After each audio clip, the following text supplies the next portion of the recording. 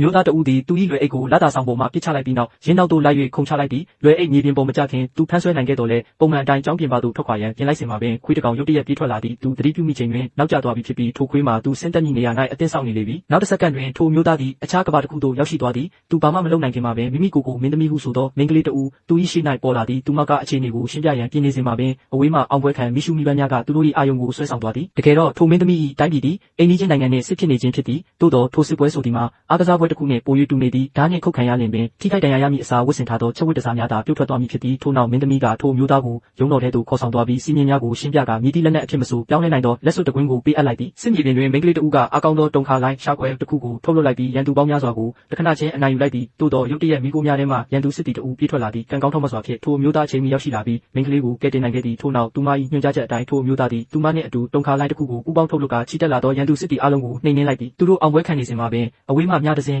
ရုတ်တရက်ပြန်တန်းလာသည်ကံကောင်းစွာဖြင့်မိန်းကလေးကအချိန်မီသတိပြုမိသွားသဖြင့်တန်ပွဲမှထွက်ရမည့်ရေကိုရှောင်လွှဲနိုင်ခဲ့သည်ထို့နောက်အမျိုးသမီးတဦးကမရေမတွက်နိုင်သောမိတိုင်များကိုဖန်တီးလိုက်သည်ထိုတိုက်ခိုက်မှုမှာတီတီလေးလွတ်မြောက်ပြီးနောက်ထိုမျိုးသမီးကကြီးမားသောမီးလုံးကြီးတစ်ခုကိုထပ်မံထုတ်လွှတ်လိုက်ရာပောက်ကွဲမှုကြောင့်စစ်မြေပြင်တစ်ခုလုံးဖုံးလွှမ်းသွားသည်ထိုမျိုးသမီးကသူမအနိုင်ရပြီဟုထင်နေချိန်တွင်သူတို့နှစ်ဦးသည်ဝေဟင်ရန်၌ရုတ်တရက်ပေါ်လာပြီးအပေါ်စီးမှတိုက်ခိုက်လိုက်ကြသည်သူတို့၏တိုက်စစ်ကြောင့်ထိုမျိုးသမီး၏လက်နက်မှာအစိမ့်စိမ့်အမော်မှာပျက်စီးသွားပြီးနောက်ဆုံးတွင်သူတို့နှစ်ဦး၏လက်ချက်ဖြင့်အရေးနှိမ်သွားတော့သည်သူတို့သည်နောက်ဆုံးတွင်တိုက်ပွဲကိုအောင်နိုင်ခဲ့ကြသည်သို့သောမိန်းကလေးကအောင်ပွဲခံစကားပြောကြားနေစဉ်မှာပင်မထင်မှတ်ထားသောအရာတစ်ခုဖြစ်ပျက်ခဲ့သည်ပြင်မှာထိုမျိုးသမီးကိုတိုက်ခိုက်နေစဉ်တွင်ထိုမျိုးသားသည်အမှတ်မထင်ပဲမိန်းကလေးကိုပါထိမှန်သွားခဲ့ခြင်းပင်ဖြစ်သည်